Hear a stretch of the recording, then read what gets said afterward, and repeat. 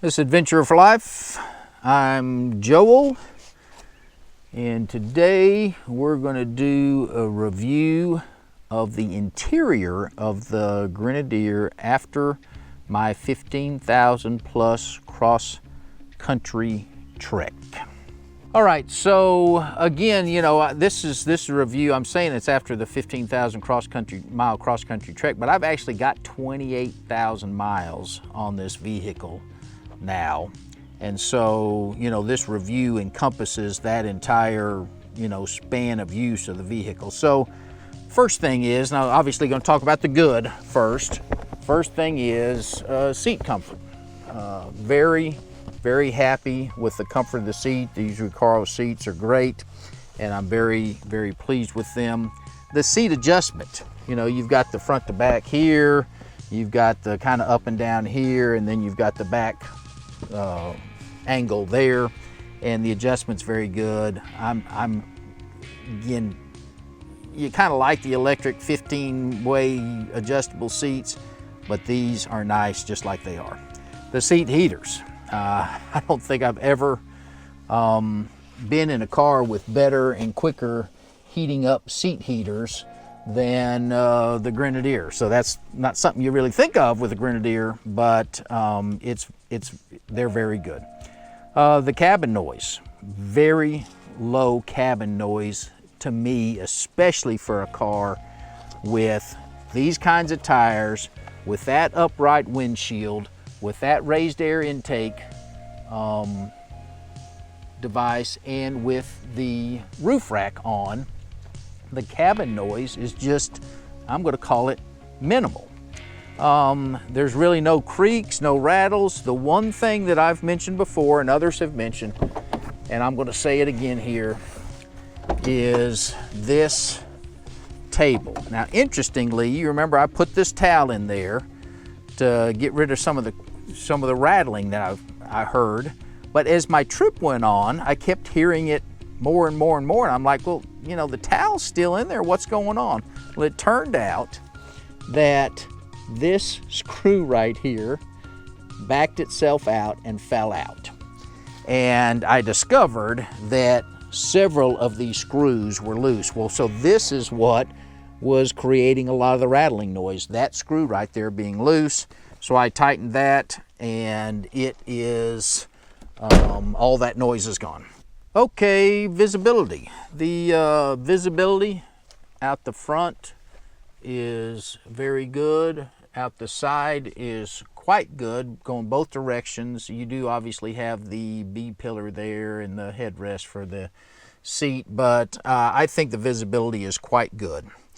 The electronic instrument cluster and positioning to me are very good. I'm very happy. A lot of people commented that, oh, they want the instrument cluster in front of the steering wheel. I really like it where it is, and I'm quite happy with the way it was programmed, just the way it displays and all that kind of thing. And then having Apple CarPlay is great.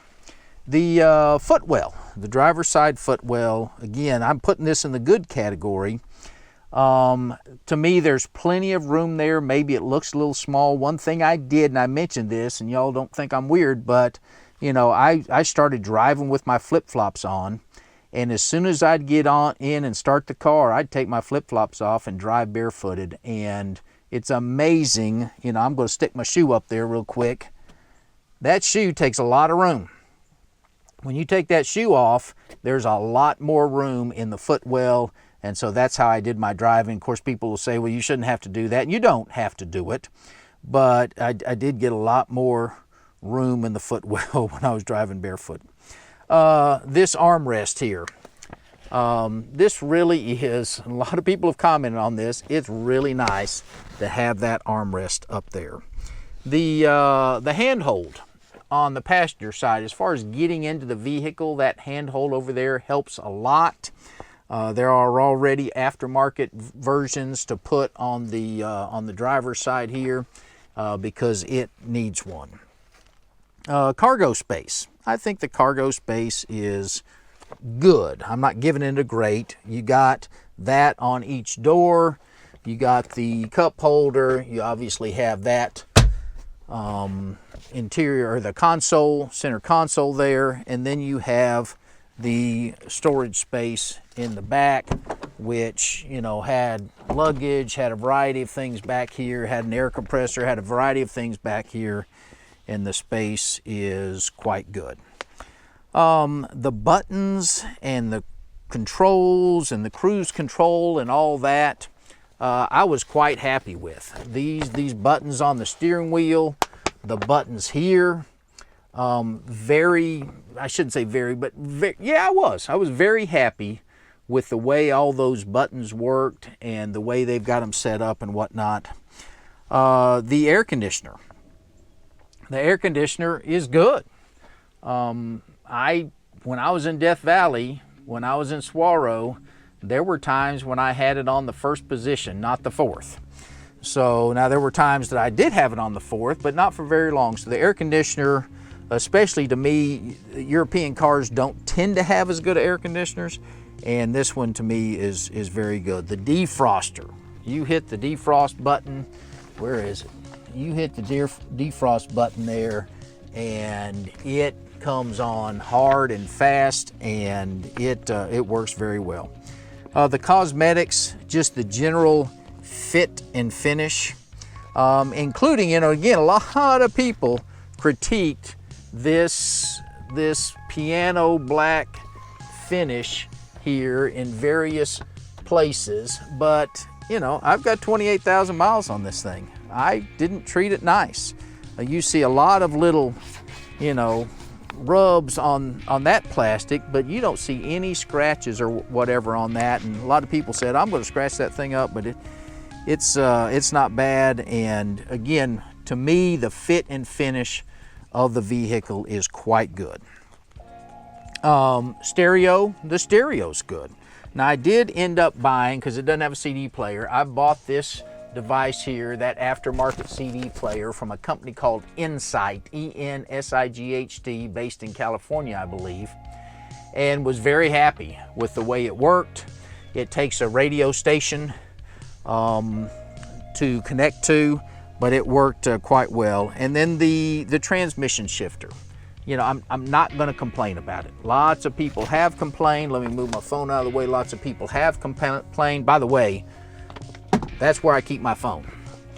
Lots of people have complained about the transmission shifter, but I'm not going to. And the manual shifting was quite good. Okay, so let's talk about the not so good. And, you know, we're going to get to my number one issue, negative issue with this car.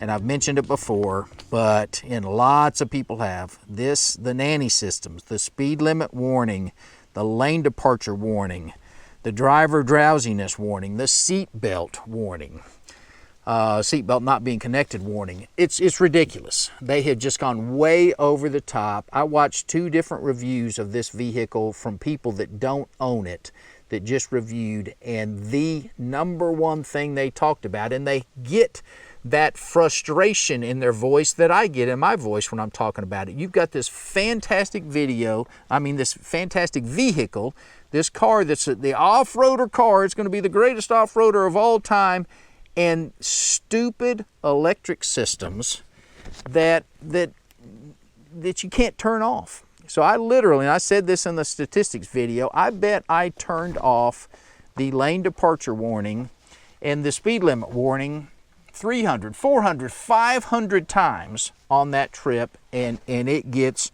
real old, and they better get it fixed because they're losing sales. I guarantee you they're losing sales on this vehicle because of that silly thing. The warning messages and the headlight indicators, you know, in this warning screen right here, to me, that's bad. What happens? It's nighttime, and the headlights come on, and 2 green lights come on right in front of your face, right here. Well, who wants to see that? Who wants to drive down the road with these glowing green lights in their face? And then the same thing, when I turn off the lane departure warning, it puts a warning, a red warning message right here, or indicator right there, and I have to stare at it the entire time I'm driving. It is ridiculous. and it just really ticks me off. And again, they better get it fixed, or they're going to lose a bunch of sales. They already are losing sales. The steering wheel adjustment it's just insufficient. You know, I've talked about this before. You've got this one bar and the whole thing goes up and goes down, and that's it. And it's just not good enough. The other vehicles I own, you can turn the steering wheel, you can tilt it here. So you just got a lot better comfort and whatnot. So that is really not good enough. The rear visibility I've mentioned before. Well, I got the doors open now, but with the doors closed, the visibility out the rear is just not very good. And one of the things that to me is the silliest thing on this entire vehicle is the windshield wiper on the rear window back there, because it basically doesn't do anything. Anyhow, your visibility out the back is not very good. Okay, the rear seat, the not being able to lay it flat, I mean, that's it. And if I laid down the other one, it'd be the same. I mean, it's nowhere close to being flat. And, you know, as Americans, we've just come accustomed to that, and it's just inadequate. The driver's side footwell, you know, I mentioned that earlier on the good. I'm going to mention it on the bad too. It's very difficult to extend your right leg when you got the cruise control on and get it out straight. And so you end up, your left leg's okay, but your right leg, it just, you know, ends up, you need to stop periodically and go for a walk, which isn't a bad idea anyway, but it certainly could be better. I mentioned the cargo space before, and I mentioned the console and the cup holders. Well, you know, again, they're good, but they need to be better. Again, for just space, we've become, in the U.S., we've become accustomed to a lot better space than what is in this vehicle for storing stuff. I mentioned this a second ago. The handhold on the passenger side to get in is great. Why in the world? Who gets in the car more than anybody? The driver. Why in the world didn't they put a handhold right there? Such an obvious thing and such a cheap thing, and they should have done it. I mentioned this before, and again, you guys will probably think I'm getting overboard, but this bar right here sticks out too far. So when I've got the cruise control on, I take my foot off the gas pedal. I want to put my foot straight up and down, and that thing hits me in the calf. It needs to just be stuck back about where this is. They should have never angled it like that and had it protrude like that. This dial and these buttons, now somebody's going to write in and say, oh yeah, I use those all the time. They're ridiculous. I don't need those at all. Give me 4 cup holders. Give me 2 big cup holders. Give me something else. Just let me use the screen. Of course, their advertising was, oh, if you got gloves on, then you can use this. Come on. If you got gloves on, that thing is and they're dirty, you're just going to make a mess of that. Pull the glove off and use the touch screen. The USB plugs that are located in this center console, you see I've got a couple of things plugged into them, the CD player and then my cell phone charger. What a terrible location. I realize other cars have them, but I mean, what's wrong with putting some here, putting some here? Put a couple of USB ports there, put a couple of USB ports there, instead of sticking them down in here, and you got to snake the cord through here, and hit the exact right spot, you know, here, or you're going to crimp your cord or whatever. So that to me could certainly be improved. And then the last thing is, and I haven't heard anybody mention this, but, you know, I mentioned the air conditioner is good, but I was getting a leak down from under here, and the floor was getting wet here. I would literally have 6 of these little, they're not octagons, they are whatever a 6-sided thing is, full of water. And not a big deal, but there's just water running down this and collecting in here, and it's condensation from the air conditioner, and that's something that obviously they need to address and get fixed. Anyway, that's it. Again, want to leave on a positive note. There's more good than there is bad, for sure. Love the vehicle, love so many things about it.